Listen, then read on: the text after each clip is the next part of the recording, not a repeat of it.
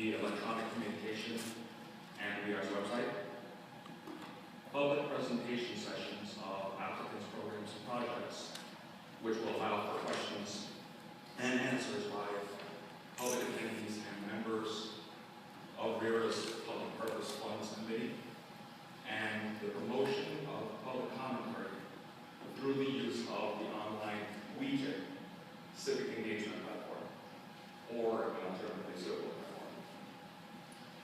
Also, there's a clarification in the Public Purpose Funds procedures. We have REA's committee listed as a subcommittee. It is actually an ad hoc RERA Public Purpose Fund Committee. I believe there's a member of RERA here to read a statement about the procedures.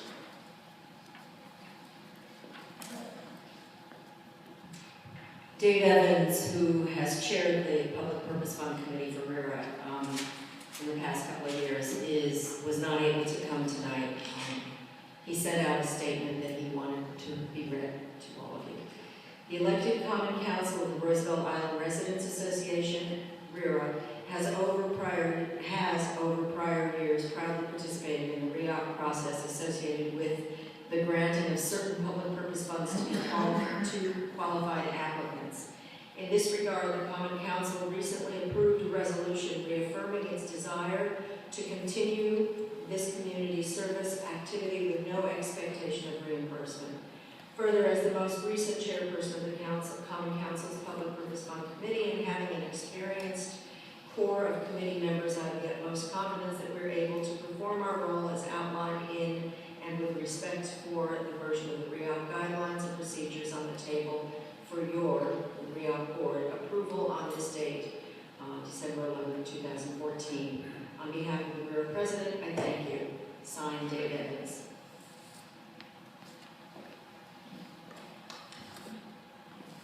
And before we close and make the recommendation, we'd like to open for questions. Both for the public and for our information, can you please define the difference between a sub-3 and sub-4 organization, and which including examples of organizations that would qualify under each bucket? And thirdly, have we had in situations where we have had organizations on the island who were denied access to funds because of that 3 versus 4 status?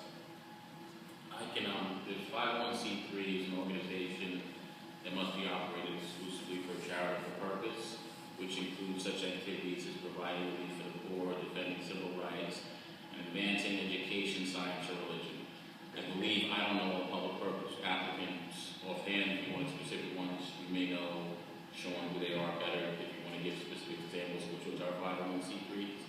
My understanding is that in the past, all the organizations we have given to are 501c3s, so if you want to list a few, you can list a few. Don Lewis's assertion was correct. All past applicants were 501c3 who were awarded funds. In recent past, we had at least one applicant, a tenants association, that I believe would have been a 501c4, but they did not have a 501c3 at the time of filing. That was one that was excluded, unfortunately.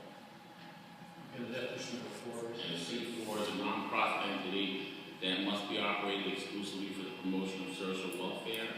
And one of the key things about C4, which we discussed at the governance committee meeting, is that they can engage in political and lobbying and legislative activities. One of the distinctions, I think, in the political is that they cannot actually, under their exempt purpose, contribute to a political campaign in any sort of direct fashion. Political in the most general sense, that they are always a social welfare organization serving their constituency, whatever that is. So it's a building as a whole, not a subgroup. If it's a RERA as a 501c4, purports to serve all residents of the island and not some subgroup. So they might lobby only from that perspective. And the lobby would not be political in nature. It would be a way of... And that's correct. It was here. A C4 may lobby for legislation, etc., essential to its social welfare mission. Its political activities cannot be its primary function. However, the organization cannot advocate for or against a specific candidate, which is essentially what Howard was saying. Well, in the case of Bureau itself, which was founded originally to advocate for the people of speakers of power, the Bureau was for first place to address problems of government at all levels, which means that I know the mission is crept a little bit over the years, decades, but it's still fundamentally a very important part of the mission, which means it's a constant lobbying. But I would notice also that RERA has publicly, by resolution, abjured any desire for public response. So they're not the best example for that reason. That's correct. RERA is, for obvious reasons, precluded for conflict of interest reasons from applying for these funds. That's part of the guidelines as well. Okay, if there are no more questions, in closing, on December 3rd, the governance committee met, and amongst the topics of discussion was the continuation of the process of recent years, where RERA is the voluntary community public reviewer of public purpose fund applications. And based on the recommendations of the governance committee, we recommend the adoption of the amended public purpose fund guidelines. Thank you.